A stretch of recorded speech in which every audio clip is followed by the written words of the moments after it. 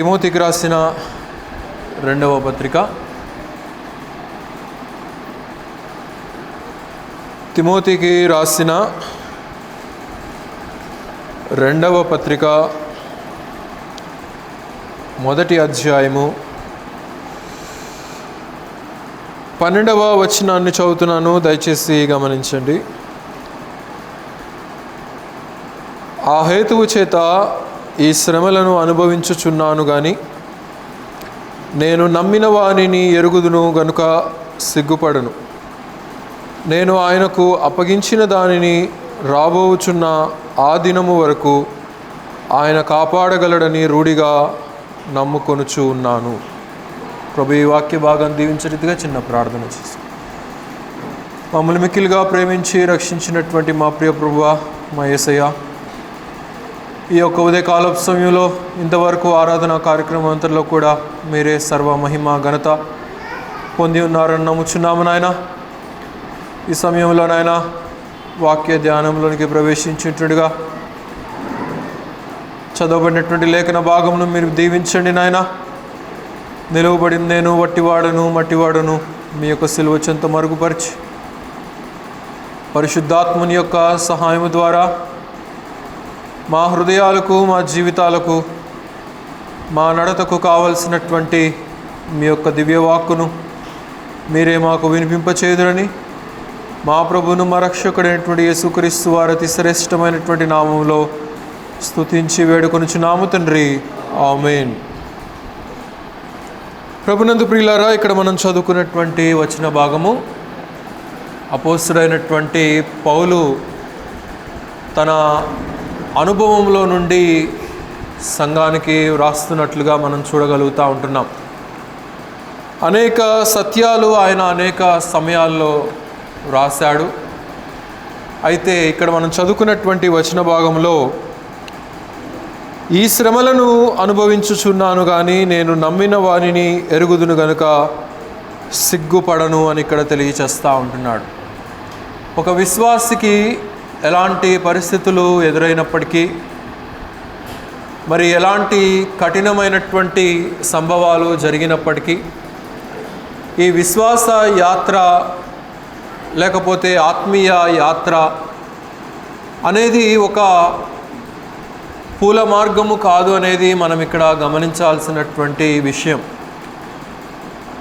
రక్షించబడిన తరువాత, క్రైస్తవులమని పిలువబడిన తరువాత, క్రీస్తు నామమును ధరించినటువంటి మనకు అనేకమైనటువంటి శ్రమలు ఎదురవుతాయి అనేది పౌలు యొక్క జీవితం ద్వారా మనం చూడగలుగుతూ ఉంటున్నాం. అనేక సమయాల్లో కొట్టబడ్డాడు, హింసించబడ్డాడు, నలుగొట్టబడ్డాడు, మరి జైల్లో వేయబడ్డాడు. అనేక రకాలైనటువంటి విధి విధానాల మధ్య పౌలు ప్రయాణమై వెళ్తూ ఉన్నప్పుడు ఆయన నామాన్ని బట్టి నేను సిగ్గుపడేటువంటి వాడను కాను, ఎందుకంటే ఆయనను నేను ఎరిగి ఉన్నాను అని చెప్పి ఇక్కడ తెలియచేస్తూ ఉంటున్నాడు. I'm not ashamed of the gospel because I'm persuaded by him అని చెప్పి అంటాడు. ఆయనను ఎరిగి ఉన్నాను అనేది ఒక్క మాటలో మనం చెప్తూ ఉంటాము, కానీ ఆ ఎరుగుట అనేటువంటి ఆ అనుభవంలో నుండి వచ్చేటువంటి ఆ శ్రమలు, సంభవాలు, వాటిని ఒక విశ్వాసి ఎదుర్కొన్నప్పుడు వాటిని ఏ రీతిగా ట్యాకిల్ చేసుకోగలుగుతారో, ట్యాకిల్ చేసి విశ్వాస అనుభవంలో ఏ రీతిగా నిలదొక్కగలుగుతారో అనేది మనం ఇక్కడ ఆలోచన చేయదగినటువంటి విషయం. ఆ పై వచనంలో అంటున్నాడు, గమనించండి. ఏంటి ఈ హేతువు, ఏమి హేతువు గురించి మాట్లాడుతున్నాడు ఇక్కడ అంటే 11వ వచనంలో, ఆ సువార్త విషయములో నేను ప్రకటించువాడును గాను, అపోస్తుడుగాను, బోధకుడుగాను నియమింపబడి తిని అని ఇక్కడ తెలియచేస్తూ ఉంటున్నాడు. Because of the gospel I have been troubled. ఈ సువార్త విషయములో, ఆయనను ప్రకటించుట విషయంలో, ఆయన కొరకు నియమింపబడినటువంటి వానిగా, ఒక ప్రకటించేటువంటి సాధకముగా, అపోస్తలుడుగా పిలువబడుతున్నటువంటి నేను ఇట్టి యాత్రలో నేను అనేకమైనటువంటి ఆటుపోట్లను ఎదుర్కొంటున్నాను అనేది ఇక్కడ తెలియచేస్తూ ఉంటున్నాడు. ఒక విశ్వాసిగా మనం కూడా మరి కొన్నిసార్లు కష్టాలు ఎదుర్కొంటూ ఉంటాం, శోధనలు ఎదుర్కొంటూ ఉంటాం, శ్రమలు ఎదుర్కొంటూ ఉంటాం, వ్యతిరేకమైనటువంటి పరిస్థితులు ఎదుర్కొంటూ ఉంటాం. ఎల్లప్పుడూ మనకు పాజిటివ్ ఆస్పెక్టే వస్తుందనేది మనం కలగంటానికి వీలు లేదు. నెగిటివ్ కూడా వస్తుంది, ఎదురు దెబ్బలు కూడా కలుగుతూ ఉంటాయి, మరి ఇబ్బందులు కూడా వస్తూ ఉంటాయి. అయితే వీటన్నిటి మధ్య కూడా ఆయనను నేను ఎరుగుదును అనేటువంటి మాటను మనం పౌలులాగా పలకగలిగినటువంటి అనుభవంలో మనం ఉండాలి. ఆ విషయానికి వస్తే భక్తుడైనటువంటి యోబుకు కూడా అనేక రకాలైనటువంటి సంభవాలు ఏర్పడ్డాయి. ఆయనేం అతీతుడు కాదు.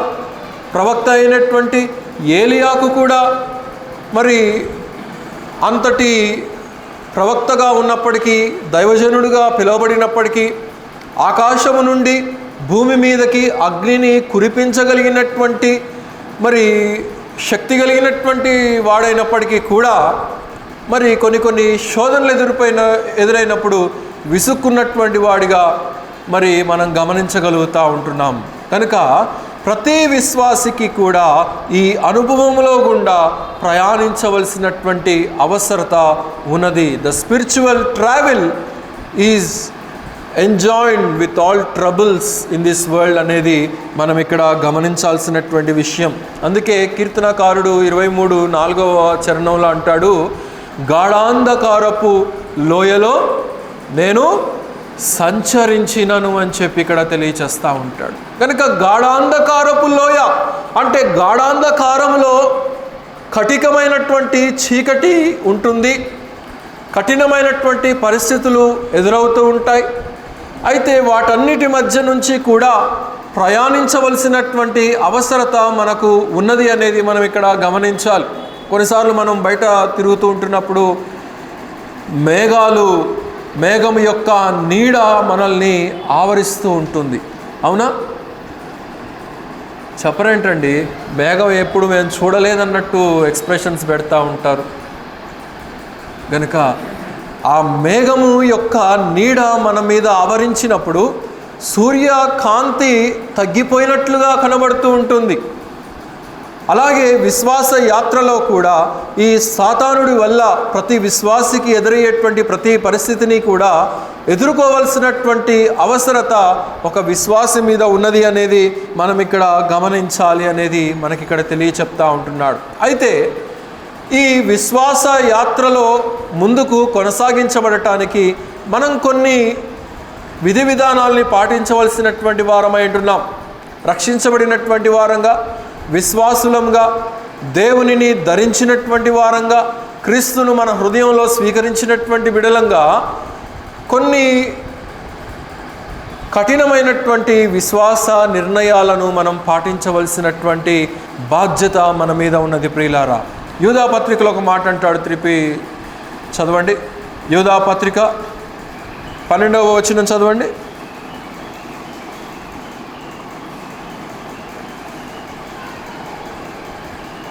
యూదా పత్రిక 12వ వచనం. నేను నిర్భయముగా మీతో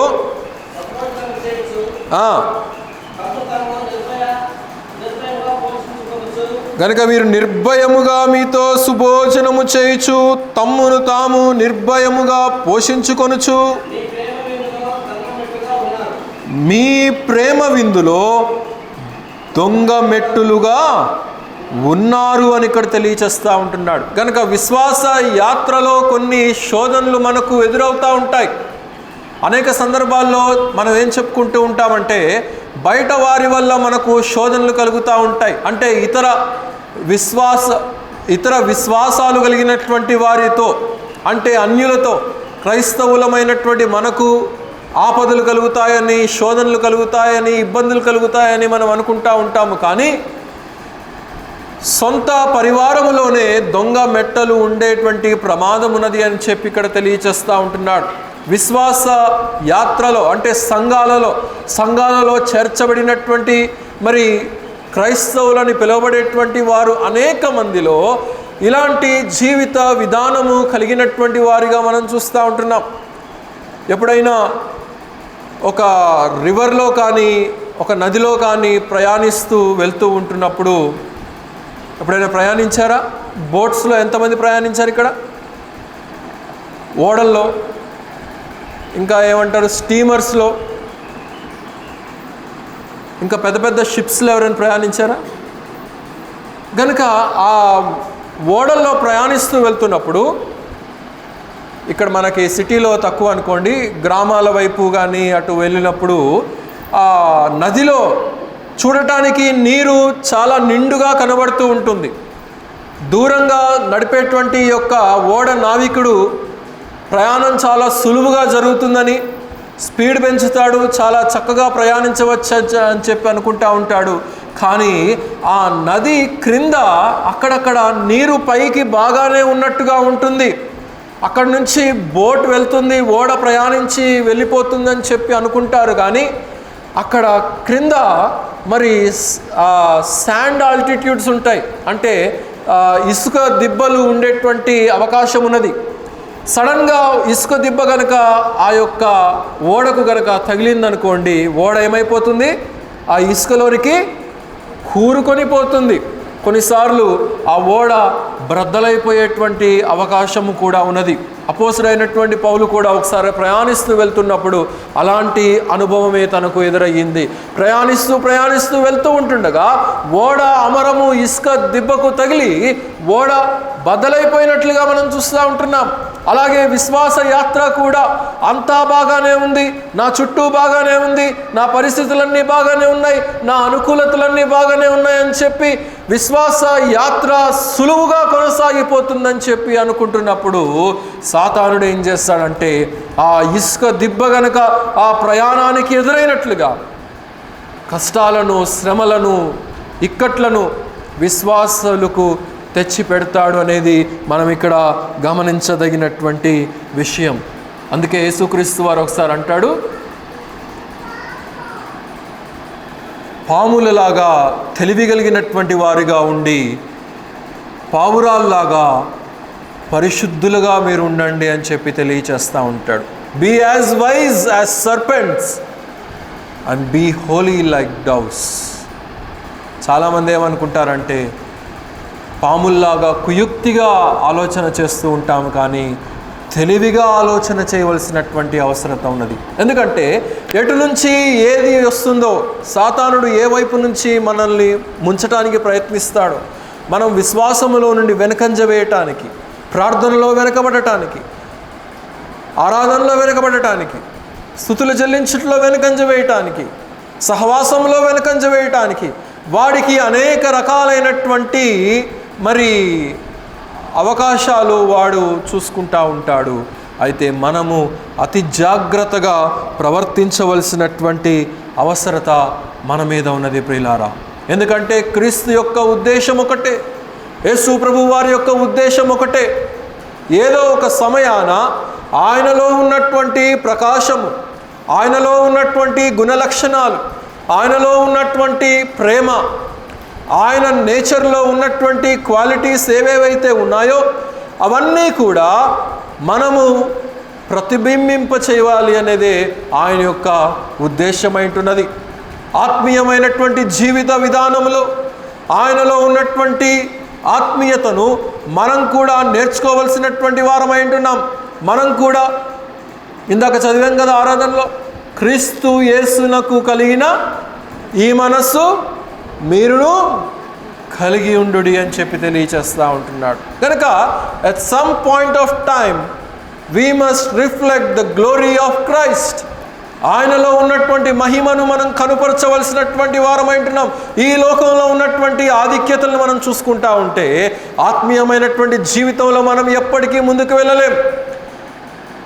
4 రాళ్ళు వెనకేసుకుందాంలే, 4 రోజులు ఈ లోకంలో గడుపుదాంలే, 4 రోజులు పాపంలో ఉందాము, 4 రోజులు ఆత్మీయతలో ఉందామంటే అలాగూ కాదు ప్రియులారా. ఎల్లప్పుడూ కూడా ఆత్మీయమైనటువంటి అనుభవాన్ని మనం సంతరించుకునేటువంటి వారమై మనం ఉండాలి. ఇక ఈ లోకంలో 4 రాళ్ళు వెనకేసుకుందామని చూసామనుకోండి, ఏదో ఒక రోజు మనం పడుకున్నప్పుడు మన మీద ఒక రాయి బయటకు వస్తుంది. అర్థమైంది అనుకుంటా నేను చెప్పింది ఏంటో. Date of birth date of departure. గనుక ఆత్మీయమైనటువంటి జీవిత విధానంలో క్రీస్తును అవలంబించవలసినటువంటి బాధ్యత మనకున్నది. పౌలు అదే చెప్తున్నాడు ఇక్కడ. నేను సిగ్గుపడువాడనుగా నేను లేను. క్రీస్తు నిమిత్తము నింద మోయటము నాకు ఇష్టముగా ఉన్నది. క్రీస్తు నిమిత్తము అవహేళన చేయబడటం నాకు ఆనందముగా ఉన్నది. క్రీస్తు నిమిత్తము ఈ కష్టాలు శ్రమలు ఈ లోకంలో నేను ఎదుర్కోవటం అనేది నాకు ఉన్నతముగా ఉన్నది. ఎందుకంటే నన్ను పిలిచిన వాని యందు నాకు ఒక నమ్మిక ఉన్నది అని చెప్పి తెలియచేస్తూ ఉంటున్నాడు. ఆయనలో దాచిపెట్టబడినటువంటి అనుభవము ప్రతి విశ్వాసి కలిగి ఉండాలి అనేది మనం ఇక్కడ గమనించాలి ప్రియులారా. అయితే what is to know him? ఆయనను గురించి ఎరుగుట అంటే ఏమిటి? యేసుక్రీస్తు వారు ఒకసారి మత్తయి సువార్తలో ఒక మాట అంటాడు, గమనించండి. మత్తయి సువార్త 7వ అధ్యాయము 21వ వచనం.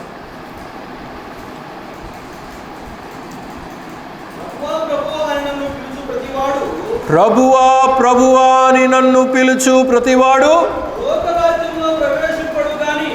పరలోక రాజ్యములో ప్రవేశింపడు, కానీ గమనించండి ఏమంటున్నాడు? పరలోకమందు ఉన్నటువంటి నా తండ్రి యొక్క చిత్తమును నెరవేర్చువాడే ప్రవేశించును అని అంటూ ఉంటున్నాడు. చాలామంది వస్తారు, మేము నీ నామాన ప్రార్థన చేశాం కదా, మేము నీ నామాన వాక్యాలు చెప్పాం కదా, మేము నీ నామాన సువార్తను ప్రకటించాం కదా, మేము నీ నామాన అద్భుత కార్యాలు చేశాం కదా, మేము నీ నామాన అనేక రకాలైనటువంటి మరి అద్భుతాలను స్వస్థతలను అనేక రకాలుగా నీ పరిచర్యలో మేము ఇన్వాల్వ్ అయి ఉన్నాం కదా అని చెప్పి రేపటి దినాన ఆయన ఎదుట చెప్తారంట. చెప్పినప్పుడు ఆయన అంటాడంట, మీరెవరో నాకు తెలియదు. I don't know you because you did not know what is Christ in this world.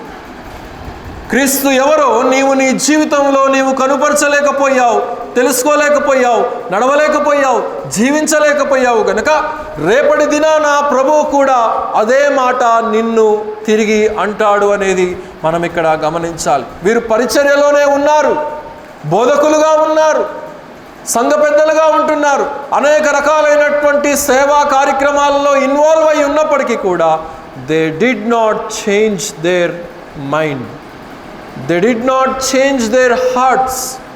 వారి యొక్క మనస్తత్వాలు మారలేదు, వారి యొక్క జీవిత విధానము మారలేదు, వారి యొక్క ప్రవర్తన మారలేదు. లోకానుసారమైనటువంటి ప్రవర్తననే వారు అవలంబించుకుంటూ ప్రయాణం చేశారు. కనుక ఆత్మీయమైనటువంటి పోరాటంలో వారికి ఎదురు దెబ్బ కలుగుతుందనేది మనం ఇక్కడ గమనించాలి ప్రియులారా. అలాగైతే యేసుక్రీస్తు వారు ఇక్కడ తెలియచేస్తూ ఉంటున్నారు, నా నామములో ప్రభువా ప్రభువా అని పిలిచిన ప్రతి వాడు కూడా ఎక్కడికి చేరడంట? పరలోకానికి చేరడు అని చెప్పి తెలియచేస్తూ ఉంటున్నాడు. They use the name of Jesus. వారు తమ స్వలాభం కొరకు, వారు తమ యొక్క చందాల కొరకు, తమకు వచ్చేటువంటి దశమ భాగాల కొరకు వారి యొక్క పరిచర్యను ఒక యూజ్ చేసుకున్నారు. సామాన్యంగా లోకంలో గమనించండి, యూజ్ అండ్ త్రో ఉంటారు. కొన్ని వస్తువులు యూజ్ అండ్ త్రో ఉంటాయి. అలాగే కొన్ని సమయాల్లో girlfriends, boyfriends use and throw చేసుకుంటూ ఉంటారు.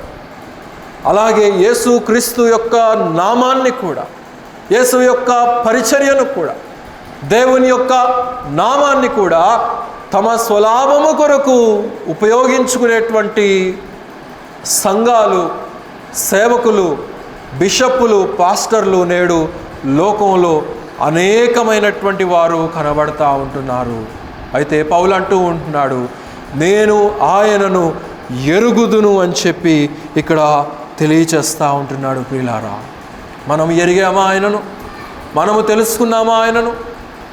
ఏలీ కుమారులు దేవుని సంఘములో ఉన్నటువంటి వారే, దేవుని సంఘములో పెరిగినటువంటి వారే, పెద్ద పాస్టర్ గారి యొక్క బిడలుగా ఉన్నటువంటి వారే. కానీ వారిలో విసువంతైనను దేవుని యొక్క వాక్యము యొక్క క్రమశిక్షణ కానీ, దేవుని నామానికి భయపడేటువంటి విధానము కానీ వారిలో ఎంత మాత్రము కూడా రాలేదు అనేది మనం ఇక్కడ గమనించాలి. తండ్రి యొక్క వాక్యము కానీ, తల్లి యొక్క ప్రార్థన కానీ, వారి యొక్క మనసుల్లో కానీ, వారి యొక్క ఆలోచనలో కానీ ఏమాత్రము లేకుండా ఉన్నది కనుకనే వారు నశించిపోయినటువంటి వారిగా మనం ఇక్కడ చూడగలుగుతూ ఉంటున్నాం. అయితే కొన్నిసార్లు ఎందుకు దేవుడు ఇలాంటి వారిని వినియోగించుకుంటూ ఉంటాడు, ఇలాంటి సంఘాలని ఎందుకు బలపరుస్తూ ఉంటాడు, ఇలాంటి సేవకుల్ని ఎందుకు వినియోగించుకుంటూ ఉంటాడు? ఫిలిప్పీ పత్రికలో ఒక మాట అంటాడు, చదవండి. ఫిలిప్పీ పత్రిక 1వ అధ్యాయము 17 నుంచి చదవండి. ఫిలిపియన్స్ 1:17. కొందరు అసూయ చేతను కలహబుద్ధి చేతను మంచి బుద్ధి చేతను క్రీస్తును ప్రకటించుచు ఉన్నారు.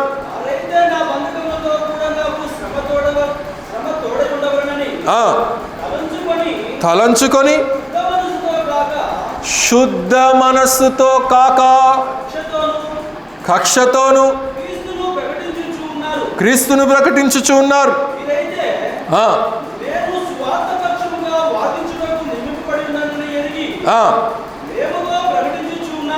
ప్రేమతో ప్రకటించుచు ఉన్నాను. అయిననేమి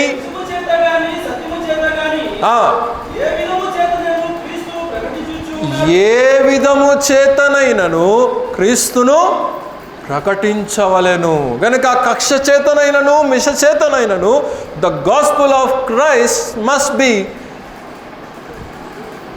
బి సువార్త ప్రకటించబడాలి, వెదజల్లబడాలి. కక్ష చేతనైనను మిష చేతనైనను అలాగని దేవుని యొక్క నామానికి వ్యతిరేకంగా చేస్తూ వెళ్తూ ఉంటే దేవుడు చూస్తూ ఉండేటువంటి వాడు కాడు. డు నాట్ నెగ్లెక్ట్ ఆయన యొక్క ఆలోచనను, ఆయన యొక్క ప్రేమను, ఆయన యొక్క కృపను నీవు విస్మరించటానికి వీలు లేదు ప్రియులారా. నేనేం చేసినా పర్లేదులే, ఎలాగ జీవించినా పర్లేదులే, నాకు రావాల్సింది నాకు వస్తుంది కదా అంటే at some times he might allow you. కానీ రేపటి దినాన ఆయన సముఖంలో నీవు నిలవబడాలి. ఆయన కన్నుల ఎదుట మనము నిలువబడి మనము జీవించినటువంటి ప్రతిదానికి కూడా రక్షించబడిన తరువాత ఎలాంటి ఆలోచన కలిగి ఉంటున్నాం, ఎలాంటి జీవితాన్ని కలిగి ఉంటున్నాం, ఎలాంటి క్రమాన్ని పాటిస్తూ ఉంటున్నాం, ఎలాంటి వాక్యాన్ని వెంబడిస్తూ ఉంటున్నాం, ఎలాంటి ఆత్మీయతను పాటిస్తూ ఉంటున్నాం, అన్నిటికీ కూడా వీఆర్ ఆన్సరబుల్ అనేది మనం ఇక్కడ గమనించాలి. సిలువను బయటికి ధరించినంత మాత్రాన ప్రయోజనం లేదు. చాలామంది లోకంలో గమనించండి, సిలువను మెడల్లో ధరించుకుంటూ ఉంటారు. ఎక్కువగా పాప్ సింగర్స్, ఇంకా లోకంలో ఉండేటువంటి వారు అనేక మంది దాంట్లో ఉన్నటువంటి శక్తిని వారు గ్రహించలేకుండా ఉంటున్నారు. ఒక మాట చదవండి, రోమీయులకు రాసిన పత్రిక 1వ అధ్యాయం 16వ వచనం. రోమీయులకు రాసిన పత్రిక 1వ అధ్యాయము 16వ వచనం. సువార్తను గూర్చి నేను సిగ్గుపడను వాడను కాను, ఏలైనగా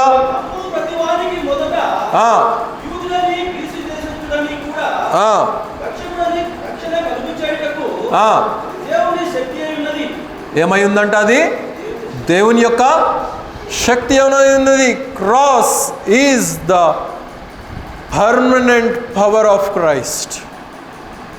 దేవుని యొక్క శక్తి ఆ యొక్క సిలువలో ఇమిడి ఉన్నది. ఆ శక్తిని అర్థం చేసుకోవాలి. ఏదో ఫ్యాషన్ భక్తి స్టైల్గా సిలువలో ధరించినంత మాత్రాన, ప్రజలు చూడాలని ప్రవర్తించినంత మాత్రాన సరిపోదు. కానీ ఆ ఆత్మీయత లోతైనటువంటి అనుభవంలో నువ్వు రావాలి. నేడు అంతా కూడా ఫ్యాషన్ అయిపోయింది, స్టైల్ అయిపోయింది. కొంతమంది స్టైల్ బైబిల్ను పట్టుకొని వస్తారు. ఆ బైబిల్లో ఉండేటువంటి అర్థాలు, బైబిల్ వాక్యంలో ఉండేటువంటి సత్యాలు ఏమాత్రం కూడా తెలియదు. ఏంటి అంటే ఫ్యాషన్ షో. చర్చికి వచ్చిన వారందరూ నా బైబిల్ చూడాలి, లేకపోతే నా హ్యాండ్ బ్యాగ్ చూడాలి. దాంట్లో ఉన్నటువంటి వాక్యాన్ని గ్రహించేటువంటి ఆలోచన ఏమాత్రము లేదు అనేది మనం గమనించాలి. యోవేలు గ్రంథంలో అంటాడు, ఒక రోజు వస్తుంది, ఆ రోజున మీరు వాక్యము కనుగొనలేరు అని చెప్పి ఇక్కడ తెలియజేస్తూ ఉంటాడు. You cannot find the word of God. ప్రపంచంలో తూర్పు దిశ నుండి పడమటి దిశ వరకు సంచరించినప్పటికీ కూడా దేవుని వాక్యము ఎక్కడా కనబడనటువంటి రోజు ఇట్ విల్ కమ్.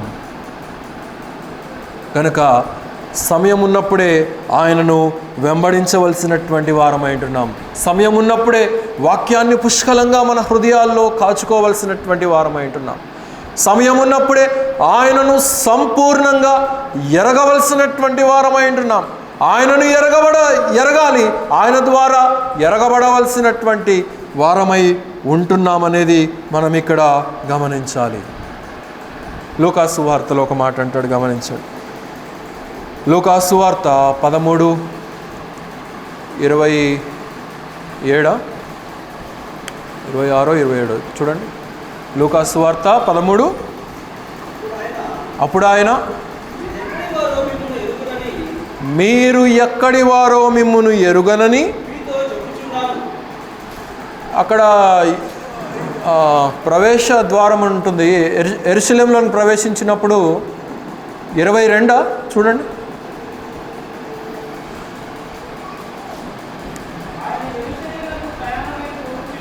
ఆయన యెరూషలేములోనికి ప్రయాణమైపోవచ్చు, బోధించుచు పట్టణములోను గ్రామాలలోను సంచారము చేయుచు ఉండెను. ఒకడు ప్రభువా,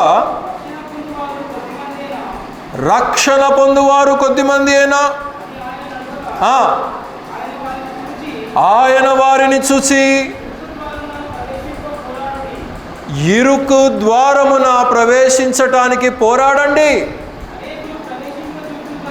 అనేకులు ప్రవేశించడానికి ప్రయత్నిస్తారు, కానీ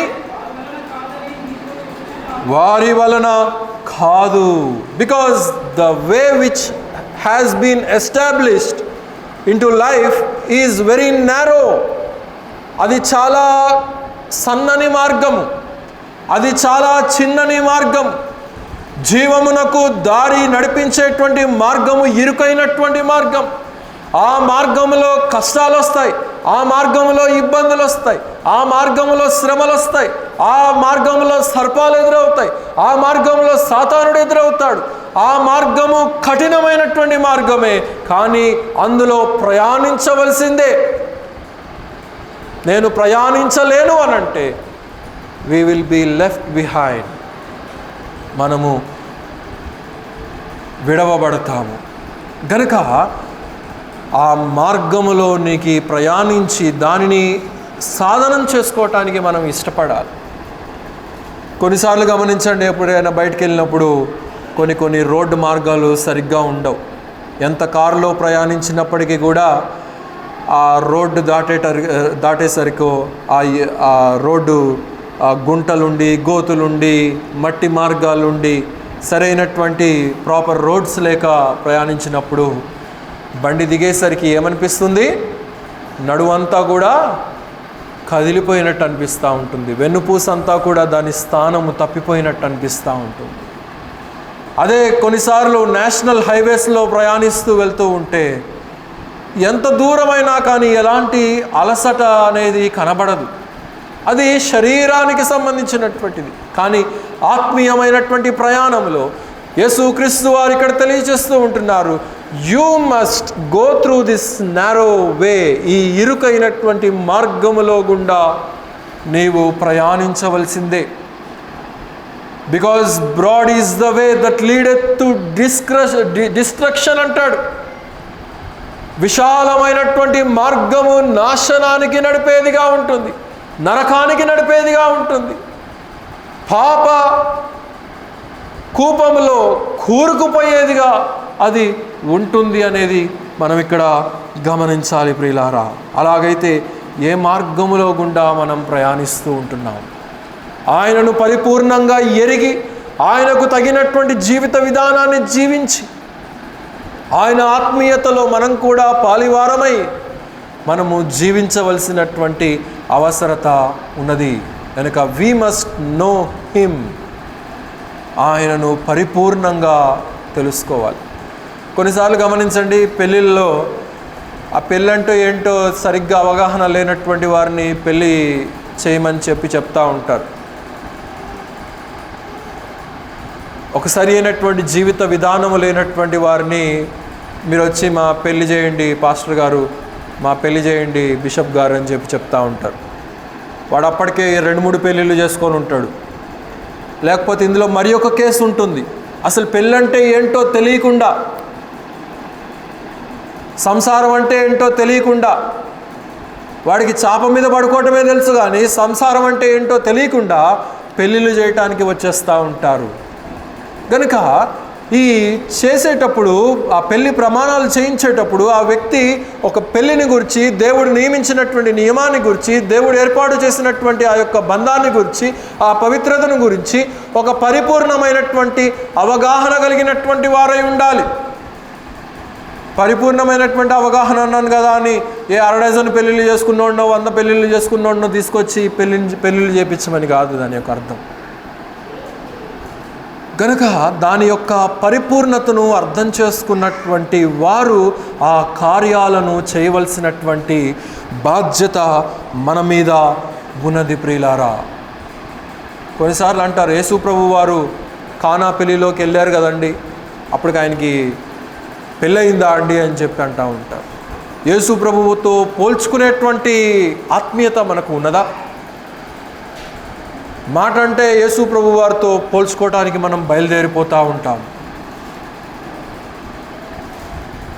ఇష్టం వచ్చినట్లుగా లోకంలో పందులు కనుక పొరలాడినట్లుగా పెంటలెంబటి పాపాల కూపంలో తిరుగుతూ ఇష్టం వచ్చినటువంటి చెడు జీవితాన్ని జీవిస్తూ ఆయన గూర్చినటువంటి అవగాహన సరిగ్గా పాటించక, లేదు కాదు పాటించక ఉంటుంది, కానీ పాటించక మనము జీవిస్తే ఏమి ప్రయోజనము అనేది మనం ఇక్కడ గమనించాలి ప్రియులారా. కఠినమైనటువంటి మాటలే, కానీ we must exercise them. దానిని సాధనము చేసుకోవాలి. ఆయన పదును పెట్టాలని మన ఆత్మీయతకు ప్రయత్నిస్తూ ఉంటున్నప్పుడు ఆ పదును పెట్టేటువంటి క్రమంలో నలగగొట్టబడాలి, విరగ్గొట్టబడాలి. శోధన వస్తూ ఉంటాయి, ఆర్థిక ఇబ్బందులు వస్తూ ఉంటాయి, ప్రతి పరిస్థితి కూడా వ్యతిరేకముగా ఎదురవుతూ ఉంటుంది అన్నట్టుగా కనబడుతూ ఉన్నది. కానీ పౌలు అంటాడు, నేను ఆయనను ఎరిగి ఉన్నాను కనుక నేను సిగ్గుపడను అని అంటూ ఉంటున్నాడు. అలాంటి లైఫ్ మనము నేర్చుకోవాల్సినటువంటి అవసరత ఉన్నది. చాలా సంఘాల్లో గమనించండి, మీరు ఎలాగూ జీవించినా పర్లేదు, మీరు చర్చికి వచ్చి రొట్టరసాలు తీసుకుంటే చాలని చెప్పి అనేటువంటి నాయకులు చాలామంది ఉంటున్నారు, అనేటువంటి పాస్టర్లు చాలామంది ఉంటున్నారు. మీరు లోకంలో పాపంలో ఏ రీతిగా అయినా పొరలాడండ్రా బాబు, నెల అయ్యేసరికి నాకు నా చందా ఇవ్వండి చాలని చెప్పి అనేటువంటి వారు అలాగున్నారు. కానీ ఈ సంఘంలో మాత్రము అలాంటిది ఎప్పుడూ కూడా జరగదు.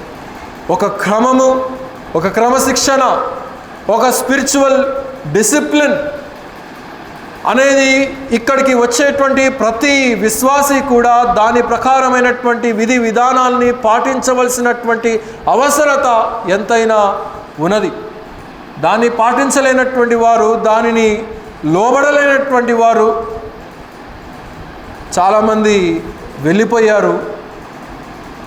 నేను అందుకే చాలా సమయాల్లో వారిని వెళ్ళటం కానీ వెంబడించటం కానీ చేయను. ఎందుకంటే తెలిసి తెలిసి తెలిసి వెళ్ళిపోయేటువంటి వాడిని ఏమని బ్రతిమలాడాలి? తెలియనటువంటి వాడికైతే చెప్పచ్చు, తెలిసి తెలిసి ఫెయిల్ అయిపోయేటువంటి వాడిని ఏదో అంటారు కదా, కొండ నాలుగు మందేస్తే ఏమైందంట, ఉండ నాలుక ఊడింది. ఇది చెప్తారు బాగానే, పాటించే క్రమానికి వచ్చేసరికి వెనకంజ వేస్తూ ఉంటాం. ఈయనతో ఏం చెప్పినా తంటానేరా బాబు అని చెప్పి అనుకునేటువంటి వాళ్ళు కూడా ఉంటారు. అందుకే ఈ యొక్క సహవాసానికి రావటానికి చాలామంది భయపడుతూ ఉంటారు. కనుక I am not here to entertain you, I am here to build you. I am here to build you and build myself. నన్ను నేను నిలబెట్టుకుంటూ మిమ్మల్ని కూడా నిలబెట్టవలసినటువంటి వాడనై ఉంటున్నాను.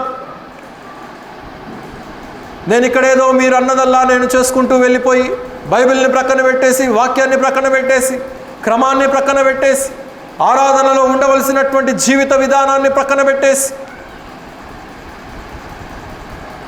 మీరు అన్నదల్లా చేయటానికి నేను ఇక్కడ లేను. నేను ఇక్కడ ఉన్నది దేవుడు చెప్పింది చేయటానికి. కనుక అలాగూ వెళ్ళిపోయినటువంటి వారిని బట్టి ఐ నెవర్ రిగ్రెట్. కనుక నేను ఎప్పుడూ కూడా చింత పడనటువంటి వాడను. పాటలు పాడేటువంటి ఛాన్సీ లేదని, మ్యూజిక్లు లేవని, డ్యాన్సులు డక్కీలు లేవని, నేనేమి ఇక్కడ పాడుదా తీయగా షో నడిపించట్లేదు. అన్ని కుటుంబాల్లో ఉండేటువంటి పిల్లలందరినీ స్టేజ్లు ఎక్కించి పాడించడానికి. కనుక దేవుని యొక్క క్రమానికి, సంఘ క్రమానికి మనం లోబడవలసినటువంటి వారమై ఉంటున్నాం. ఇప్పుడు వెళ్ళారు, అనేక సంఘాల్లో ఉంటున్నారు అనేక మంది, కనీసం డయాస్ దరిదాపుల్లో కూడా వారిని ఎవరు రానిరు. పాస్టర్ గారికి షేక్ హ్యాండ్ ఇవ్వటానికి కూడా ఎలాంటి అవకాశము ఉండదు. గనుక దేవుని యొక్క ఆత్మీయమైనటువంటి సహవాసబద్ధమైనటువంటి సంఘము, ఆ క్రమశిక్షణ, ఆ ఆత్మీయమైనటువంటి పోరాటానికి నిలదొక్కునేటువంటి బిడలే ఉండగలుగుతారు, కానీ లోబడగలుగుతారు. కానీ దానికి లోబడలేనటువంటి వారు వెళ్ళిపోతారు, లోకంలో కలిసిపోతారు అనేది మనం ఇక్కడ గమనించాలి ప్రియులారా. ఎస్తేరు గ్రంథంలో మనం ఒక ఉదాహరణ చూసినట్లయితే, ఎస్తేరు రాజు సముఖము ఎదుట నిలవబడటానికి అనేక మంది పిలువబడ్డారు, అనేక మంది ఆహ్వానించబడ్డారు. 127 సంస్థానముల నుండి అందమైనటువంటి కన్యకలను ఏర్పాటు చేయటం జరిగింది. రాజు దృష్టి పడగానే యాక్సెప్ట్ చేయగలిగినటువంటి వారిని సిద్ధపరచడం జరిగింది, ట్రైన్ చేయటం జరిగింది. 6 నెలలు కాదు, సంవత్సరం పాటు వారిని అనేక క్రమాలలో గుండా ఆ అమ్మాయిలకు కాపర్ ఉంటాడు కదా అక్కడ, హేగే అనేటువంటి వాడి యొక్క సూపర్విజన్ కింద వారు ట్రైన్ చేయబడ్డారు. అయితే ఎందుకు ఎస్తేరు యాక్సెప్ట్ చేయబడింది, మిగిలినటువంటి వారు యాక్సెప్ట్ చేయబడలేదు? మిగిలినటువంటి వారు అందంగా లేరేనా? రాజు యొక్క భార్యగా చేయబడటానికి అందరూ అందమైనటువంటి వారే, కానీ ఈమెలో కొన్ని సుగుణాలు ఉన్నాయి. అక్కడ అలంకరించబడవలసినటువంటి క్రమానికి వచ్చేసరికి అందరూ ఎన్నో రకాలుగా మరి తయారైపోయారు. కొన్నిసార్లు గమనించండి, ఎప్పుడైనా ఫంక్షన్లలో బయటికి ఎక్కడికైనా వెళ్ళినప్పుడు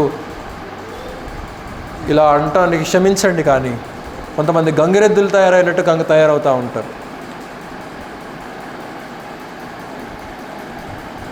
ఉన్నదంతా కూడా శిరస్సు మొదలుకొని అరిపాదాల వరకు కూడా ఆడంబరంగా కనబడాలనేది ప్రయత్నిస్తూ ఉంటారు, కానీ అక్కడ ఆడంబరత్వం కనబడదు,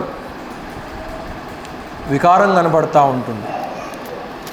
కనుక హేగే ఏవైతే ఇచ్చాడో, ఏ ఆభరణాలనైతే ధరించమని చెప్పాడో వాటినే తాను తీసుకొని రాజు సముఖానికి వెళ్ళినట్లుగా మనం చూస్తూ ఉంటున్నాం. ఇంకేం ధరించలేదు ఆమె ఒక న్యాచురల్ బ్యూటీగా రాజు యొక్క షూషాను కోటలో ఆమె కనబడినట్లుగా మనం చూస్తూ ఉంటున్నాం. కొంతమంది గమనించండి, చాలా చక్కగా ఉంటారు, ఏమి పెయింట్లు, ఫౌండేషన్లు, కలర్లు వేసుకోవాల్సినటువంటి పని లేదు. మగవారిలో కానీ ఆడవారిలో కానీ కొంతమంది న్యాచురల్ బ్యూటీస్ను దేవుడు పుట్టిస్తూ ఉంటాడు. కనుక ఈ బహిరంగ ఆర్భాటము, శారీరకమైనటువంటి ఆర్భాటం, దాని యొక్క సౌందర్యము కన్నా ఒరిజినల్గా దేవుడు పెట్టినటువంటి సౌందర్యము చాలా ఉన్నతమైనటువంటిది. అలాగే ఆత్మీయత కూడా ఇహలోక సంబంధమైనటువంటి క్వాలిటీస్, క్వాంటిటీస్ ఏవేవైతే ఉన్నాయో అవన్నీ మన చుట్టూ కనబడుతూ ఉంటున్నాయి, కానీ వాటి వల్ల ఎలాంటి ప్రయోజనం లేదు. ఆంతరంగికమైనటువంటి శుద్ధి, ఇందా మనం చదివాం కదా, శుద్ధమైనటువంటి మనస్సు కలిగి ఈ యొక్క పరిచర్యను మీరు చేయాలి అని చెప్పి దేవుడు అక్కడ ఆజ్ఞాపిస్తున్నట్లుగా మనం చూడగలుగుతూ ఉంటున్నాం. అలాగైతే Esther was accepted by the king. ఆమె అయితే ఒక తాత్కాలికమైనటువంటి రాజు సముఖములో యాక్సెప్ట్ చేయబడింది. రేపు మనము రాజులకు రాజు, ప్రభువులకు ప్రభు అయినటువంటి యేసు క్రీస్తు దగ్గర మనం ప్రత్యక్షం కావాలి, మనం యాక్సెప్ట్ చేయబడాలి, మనము ఆయన స్వీకరించదగినటువంటి ఆత్మీయతను మనము జీవించాలి అనేది మనం ఇక్కడ గమనించాలి ప్రియులారా. తీతు పత్రికకు త్రిప్పండి. తీతు పత్రిక 1వ అధ్యాయం 16వ వచనం. తీతు పత్రిక 1వ అధ్యాయము 16వ వచనం. దేవుని ఎరుగుమని వారు చెప్పుకొనుచు ఉన్నారు కానీ అసహ్యులను, అవిధేయులను, ప్రతి సత్కార్యము విషయములో భ్రష్టులునయుండి తమ క్రియల వలన ఆయనను ఎలాగున్నారంట, ఎరుగము అన్నట్టు. వీళ్ళకు తెలీదా ప్రిన్సిపల్స్, వీళ్ళకు తెలీదా కమాండ్స్, వీళ్ళకు తెలీదా దేవుని యొక్క నియమ నిబంధనలు అంటే తెలుసు, కానీ తమ క్రియల వలన తెలియనటువంటి వారిగాలే ఉంటున్నారు. కనుక మనం కూడా అలాంటి స్థితిలో ఉన్నామేమో పరీక్షించుకోవాలి. మన క్రియల వలన, అందుకే క్రియలు లేని విశ్వాసాన్ని దేంతో పోలుస్తూ ఉంటాడు, మృతము, చచ్చిన పీనుగుతో సమానం, చచ్చిన కళేబరముతో సమానం. ఆ చెడు వాసన, క్రియలు లేనటువంటి విశ్వాసినని చెప్పుకునేటువంటి దొంగ క్రైస్తవుల్లో, రాంగ్ బిలీవర్స్లో చాలామంది నేడు సంఘాలలో, ప్రతి సంఘాల్లో ఉంటున్నారనేది మనం గమనించాలి ప్రియులారా. ఇందాక మనం చదువుకున్నటువంటి తిమోతి పత్రికలో అంటూ ఉన్నాడు 13వ వచనంలో, క్రీస్తు యేసునందు ఉంచవలసిన విశ్వాస ప్రేమలు కలిగిన వాడనై నీవు నా వలన వినిన హితవాక్య ప్రమాణము గైకొనుము, నీకు అప్పగించబడిన మంచి పదార్థమును మనలో నివసించు పరిశుద్ధాత్మ వలన కాపాడుము అని అంటూ ఉంటున్నాడు. ఎదురయ్యేటువంటి సంభవాల వలన, ఎదురయ్యేటువంటి వ్యతిరేకమైనటువంటి పరిస్థితుల వలన వాటిని నీవు చేజార్చుకోవద్దు. నీకు అప్పగించబడినటువంటి పరిశుద్ధాత్ముని ద్వారా, అంటే నీలో దాచిపెట్టబడి నీలో ఉంచబడినటువంటి పరిశుద్ధాత్ముని ద్వారా నీవు వినుచున్నటువంటి యొక్క హితవాక్యమును గైకొనుము. అంటే మంచి వాక్యం, ఆరోగ్యమైనటువంటి వాక్యం, ఏది మన ఆత్మకు ఉపయోగకరమైనటువంటిదో, ఏది మనము దేవునిలో దీవెన పొందుకోదగినటువంటిదో, ఏది మనం దేవుని యొక్క సన్నిధిలో చేరగలిగినటువంటిదో అలాంటి హితవాక్యమును నీవు గైకొనుము అని అంటూ ఉంటున్నాడు. అంటే you have to follow in every day of your life. నీ యొక్క జీవిత విధానములో నీవు పాటించాలి. ఇందాక చదివినటువంటి యూదా పత్రికలోనే గమనించండి ఆ మాట మరి ఒకసారి. యూదా పత్రిక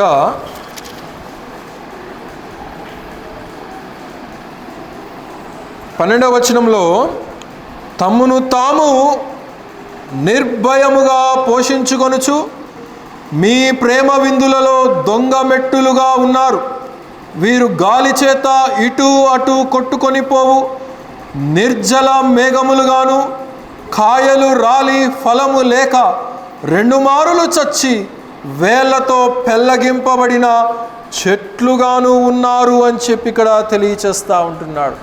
గనుక అబద్ధ క్రైస్తవులు, అబద్ధ నాయకులు అబద్ధ విశ్వాసులు, బయటకు నాటక రూపకంగా దొంగ మెట్టులుగా ఉన్నటువంటి ఈ యొక్క విశ్వాసులు ఏ రీతిగా ఉన్నారంటే, మరి నిర్భయముగా, అంటే విచ్చల విడితనము కలిగినటువంటి జీవితం, నిర్జలమైనటువంటి జీవితము, సిగ్గులేనటువంటి ఆత్మీయత.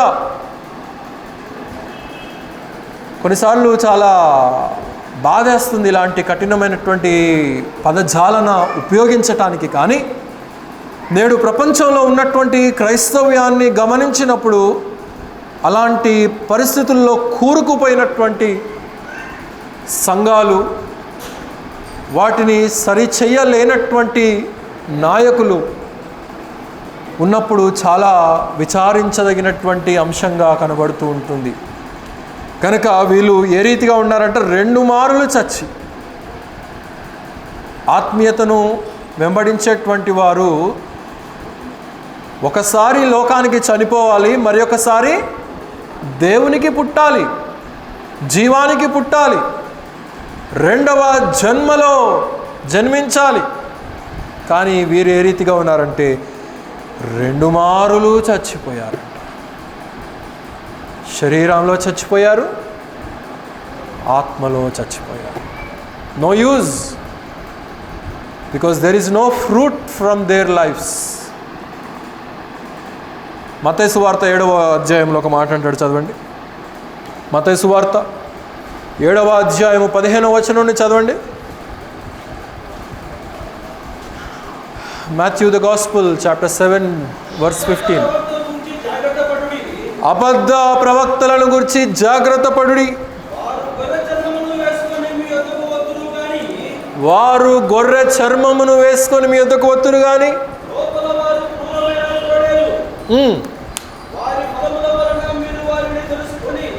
వారి యొక్క ఫలముల వలన మీరు తెలుసుకొని, ముండ్ల పొదల్లో ద్రాక్ష ఫలాలైనను, పల్లేరు చెట్లలో అంజూరపు కాయలైనను కొయ్దురా. అలాగనే ప్రతి మంచి చెట్టు మంచి ఫలాన్ని ఫలించును. గనుక మంచి విశ్వాసిలో నుండి మంచి ఫలాలు ఫలించాలి, మంచి ఆత్మీయతను నెరవేర్చాలి, మంచి జీవిత పోరాటాన్ని పోరాడాలి. In spite of the troubles which you face in this world, ఈ లోకములో నీకు ఎదురయ్యేటువంటి ప్రతి పరిస్థితిని నీవు పోరాడి నిలదొక్కుకొని నీ ఆత్మీయ జీవితాల్లో స్థిరత్వము కలిగి మంచి ఫలాల్ని మనం ఫలించాలనేది దేవుడు ఇష్టపడుతుంటున్నాడు. కానీ ఫలాలు ఫలిస్తే ఎట్లా? ముండ్ల పొదలు కలిగినటువంటి జీవితంలో నుండి మంచి ఆత్మ ఫలాలు ఎప్పటికీ రావు. కనుక దేవుడు ఇక్కడ తెలియచేస్తూ ఉంటున్నాడు, పౌలు ఇక్కడ మాట్లాడుతూ ఉంటున్నాడు, I'm not ashamed because I know him. అదిగో దమస్కు మార్గములో ప్రయాణిస్తూ వెళ్తూ ఉంటుండగా నాకు ఎదురయ్యాడు. ఒక రోజున నాకు ఎదురైనటువంటి వాడిని నేను పరిపూర్ణంగా ఎరిగి ఉంటున్నాను. ఒకప్పుడు నేను రథాల మీద తిరిగాను, ఒకప్పుడు నేను గుర్రాల మీద సవారీ చేశాను. ఇప్పుడు నాకు అవేమీ లేవు, ఇప్పుడు నాకు అధికారము లేదు, ఇప్పుడు నాకు కష్టాలున్నాయి, ఇబ్బందులున్నాయి. నేను ఏ అధికారము కొరకైతే పని చేశానో అదే అధికారము కొరకు నేను ఇప్పుడు ద్వారా నలగగొట్టబడుతుంటున్నానని చెప్పి పౌలు చెప్పినప్పటికీ కూడా అంటూ ఉన్నాడు, ఐ నో హిమ్.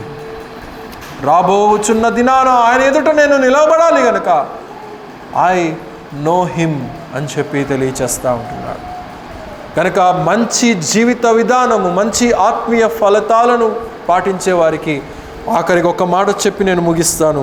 యెషయా గ్రంథం త్రిప్పండి, ఐజయా చాప్టర్ 54 verse 4. యెషయా గ్రంథము 54వ అధ్యాయము 4వ వచనం. భయపడకుము, నీవు సిగ్గుపడనక్కర్లేదు.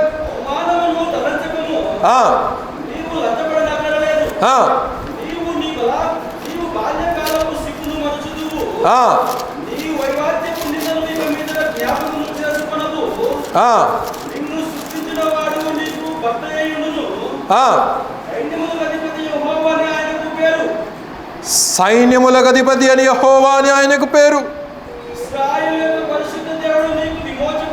ఇశ్రాయేలు యొక్క పరిశుద్ధ దేవుడు నీకు విమోచకుడు. సర్వలోకములకు దేవుడని ఆయనకు పేరు. There is a redeemer who can redeem you from every trouble which we face in this world, from every wrong calamity which we travel. ఈ ఆత్మీయమైనటువంటి జీవిత విధానంలో మనకొక విమోచకుడు ఉన్నాడు. ఆ విమోచకుని బట్టి, ఆయనను మనం ఎరిగి ఉన్న విధానాన్ని బట్టి నీవు భయపడవద్దు, నీవు సిగ్గుపడవద్దు, నీవు లజ్జపడవద్దు. ఎందుకంటే ఆయన నీకు తోడుగా ఉంటాడు, నిన్ను ముందుకు నడిపిస్తాడు. ఎలాంటి పరిస్థితుల్లోనైనా కానీ మనము నిశ్శబ్దంగా దేవుని యొక్క మహిమను స్వీకరించే వారమై ఉండాలి. ఎంఎస్ ధోని ఎంతమందికి తెలుసు ఇక్కడ? మహేంద్ర సింగ్ ధోని అందరికీ తెలుసు కదా. మహేంద్ర సింగ్ ధోనిని ఇష్టపడినటువంటి వారు ఎవరు ఉండరు. ఎందుకంటే what ever he has conquered, ఆయన సాధించినటువంటివి ఏవైనప్పటికీ కూడా, ఆయన కంటే మంచి బ్యాటర్స్ లేరని కాదు, ఆయన కంటే మించినటువంటి పెద్ద పెద్ద హిట్టర్స్ ఉన్నారు ప్రపంచంలో. కానీ సమయము వచ్చినప్పుడు, ఎలాంటి క్లిష్టమైనటువంటి పరిస్థితులైనా కానీ కూల్గా ఉండి ఆ పరిస్థితిని ట్యాకిల్ చేసి దాంట్లో నిలదొక్కుని తాను అనుకున్నటువంటి పరిమాణాన్ని సాధించుకునేటువంటి ఒక ఇన్స్పైర్డ్ లీడర్గా మనం చూడగలుగుతూ ఉంటాం. ఇప్పుడు ఐపీఎల్ మ్యాచెస్ జరుగుతున్నాయి కదా, నేను చూస్తాను చెన్నై సూపర్ కింగ్స్ ఆడేటప్పుడు. కనుక ఆ వ్యక్తిత్వంలో ఉండేటువంటి ఈ శారీరక జీవితంలో ఎదురయ్యేటువంటి పరిస్థితులే అన్ని సమయాల్లో ఒకేలాగా ఉండేటువంటి మనిషిని మనం చూడగలుగుతూ ఉంటున్నాం. కానీ మనకొక బలమైనటువంటి అధికారము ఉన్నది, మనకొక బలమైనటువంటి తోడు ఉన్నది. మనల్ని అన్ని పరిస్థితుల్లో నుండి కూడా విడిపించగలిగినటువంటి ఒక చెయ్యూత మనకు భూమిని సృజించినటువంటి, మానవుని సృజించినటువంటి సృష్టికర్త అయినటువంటి జీవం కలిగినటువంటి దేవుని దగ్గర నుండి మనకు ఉన్నది పిల్లలు. కనుక మనము అనేక సార్లు దిగజారిపోతూ ఉంటాం, ఏడుస్తూ ఉంటాం. ఇబ్బందులు ఎదురైనప్పుడు, కష్టాలు ఎదురైపోయినప్పుడు వామ్మో ఏమైపోయిందో. కనుక దేవుడు అంటా ఉన్నాడు, భయపడవద్దు. పౌలు యొక్క జీవితాన్ని చూడండి. అలాంటి జీవిత విధానం మీకు లేదే, మనకు లేదే. కానీ దేవుడు మనకు తోడుగా ఉన్నాడు కనుక ఈ లోకంలో మనం సిగ్గుపడవలసినటువంటి అవసరత లేదు, మనము భయపడవలసినటువంటి అవసరత ఎంత మాత్రము లేదు. దేవుడు ఈ కొద్ది మాటలు మనందరి హృదయాల్లో నిండారులుగా మరి ప్రభు దీవించి ముందుకు నడిపించునుగాక. అందరూ కూడా తలలు వంచినట్లయితే ముగింపు ప్రార్థన చేసుకుందాం. ప్రియ ప్రభువా, మా యేసయ్య, ఈ యొక్క మధ్యాహ్న కాలపు సమయంలో మా వినికిడిలో చదవబడినటువంటి లేఖన భాగంలో ఉండేటువంటి గొప్ప అనుభవాలలో నుండి కొన్ని అనుభవాలు మేము నేర్చుకునేటువంటి కృపను మాకు దయచేశారయ్యా. అందును బట్టి వందనాలు. అలనాడు పౌలు మీ పరిచర్యకై, మీరు నియమించబడినటువంటి నియమానికై ఎన్ని పరిస్థితులు ఎదురైనా కానీ సహించాడు, నిలదొక్కున్నాడు. దానికి కారణం ఏంటంటే మీరేంటో ఆయనకు తెలుసు, మీ స్వభావం ఏంటో ఆయనకు తెలుసు, మీ ప్రేమ ఏంటో ఆయనకు తెలుసు, మీ యొక్క ఆత్మీయత ఏంటో ఆయనకు తెలుసు. మేము అనేక సందర్భాల్లో మీరు తెలుసని అనుకుంటూనే తెలియనటువంటి వారంగా మేము జీవిస్తూ ఉంటున్నాము నాయన. నేడు సంఘాలలో ఉండేటువంటి నాయకులు, సంఘ కాపరులు అలాంటి దొంగ మెట్టలుగా, దొంగ విశ్వాసులుగా, సరి అయినటువంటి ఆత్మీయ క్రమాన్ని వహించలేనటువంటి వారుగా, పాటించలేనటువంటి వారుగా, చివరికి 2 మారులు చచ్చి పెళ్ళగింపబడి అగ్నిగుండములోనికి పారవేయబడేటువంటి దుస్థితిలోనికి వారి యొక్క విశ్వాస యాత్ర ఉంటున్నట్లుగా మేము చూడగలుగుతూ ఉంటున్నాం. అలాంటి స్థితిలో మేము ఉండకుండా ఒక మంచి ఫలాన్ని ఫలించేటువంటి మంచి ద్రాక్ష చెట్టులాగా, మంచి అంజూరపు చెట్టులాగా, కాని ఫలాల్ని ఫలించేటువంటి ముండ్ల తుప్పల్లాగా మేము ఉండకుండా మాకట్టి సహాయమును, నేర్పును మా జీవిత విధానంలో మాకు దయచేయమని ప్రార్థన చేయుచుంటున్నాం. ఈ మధ్యాహ్న కాలపు సమయంలో నాయన చేరి వచ్చినటువంటి ప్రియ బిడ్డలందరినీ కూడా నిండారులుగా దీవించండి. వారి వారి ఆత్మీయ పోరాటాలలో, శారీరక పోరాటాలలో భయపడకుము, జడియకుము, సిగ్గుపడకుము, నేను మీకు తోడుగా ఉంటున్నాను, ఇది సైన్యములకు అధిపతి యెహోవా చెప్తున్నటువంటి మాట అని చెప్పి మీరు తెలియచేస్తున్నారు. మాట ఇచ్చినటువంటి వాడవు, తప్పేటువంటి వాడవు కావు నాయన. మా జీవితాలను, మా పరిస్థితులను మీ చేతులకు అప్పచెప్తుంటున్నాం. మా ప్రతి పరిస్థితిని, మా ప్రతి ఆటంకమును, మా ప్రతి అవరోధాన్ని, మా ప్రతి శోధనను ఈ మధ్యాహ్న కాలోత్సవంలో మీ చేతుల్లోనికి అప్పగిస్తూ ఉంటుండగా వాటిని సవరించి ముందుకు నడిపించి మమ్మల్ని విమోచించమని ప్రార్థన చేయుచుంటున్నాం. తిరిగి ప్రియబిడ్డలందరూ నాయన వారి వారి గృహాలకి వెళ్ళవలసి ఉంటుండగా మీ యొక్క క్షేమంతో నింపండి. గ్రామాలకు వెళ్ళినటువంటి బిడ్డలను కూడా తిరిగి క్షేమంగా మా మధ్యకు నడిపించండి నాయన. అనారోగ్యంగా ఉన్నటువంటి వారిని కూడా మీరు ముట్టండి, స్వస్థపరచండి. ఎగ్జామ్స్ రిజల్ట్స్ కొరకు ఎదురు చూస్తున్నటువంటి బిడ్డలు ఉంటున్నారు నాయన, వారికి కావలసినటువంటి మంచి మార్కులను మీరు దయచేయండి. మంచిగా పై తరగతులకు వెళ్ళి మిమ్మల్ని స్తుతించుటకు మీ యొక్క సహాయం అనుగ్రహించండి. ఉద్యోగాలలో, డ్యూటీల్లో, రాకపోకల్లో మీ యొక్క కాపుదలను, క్షేమాన్ని దయచేయండి. వ్యాపారాలని నిండారులుగా దీవించండి. ఈ వారమంతా కూడా ప్రకటించబడినటువంటి సంఘ కార్యక్రమాలన్నింటినీ కూడా చక్కగా జరిగించండి. ప్రతి కార్యక్రమంలో కూడా మేము పాలివారంగా ఉండాలనేటువంటి ఆశను మాలో రగిలించండి. సాతానుడు ఆ సమయానికి మా యొక్క సమయాన్ని విస్మయము చేయకుండా మా యొక్క సమయాన్ని నాయన మేము సద్వినియోగం చేసుకొని మేము మా యొక్క ఆత్మీయతను పెంపొందించుకునేటువంటి వారంగా ఉండేలాగున మీ యొక్క సహాయంను దయచేయండి. యూట్యూబ్ ద్వారా కూడా అనేక ప్రాంతాలలో వీక్షిస్తున్నటువంటి మీ బిడ్డలను మీరు నిండారులుగా దీవించండి. ఈ సత్యవాక్యము, ఈ క్రమబద్ధీకమైనటువంటి వాక్యము వారు కూడా గ్రహించి వారు కూడా మీ యొక్క దీవెన మేలు పొందుకునేటువంటి కృపను మీరు దయచేయండి. ఈ కొద్ది మనవులు మా ప్రియ రక్షకుడైనటువంటి యేసుక్రీస్తు వారి అతి శ్రేష్టమైనటువంటి ఘనమైనటువంటి నామములో స్తుతించి ప్రార్థించి అడిగి వేడుకొనుచున్నాము తండ్రి. ఆమేన్.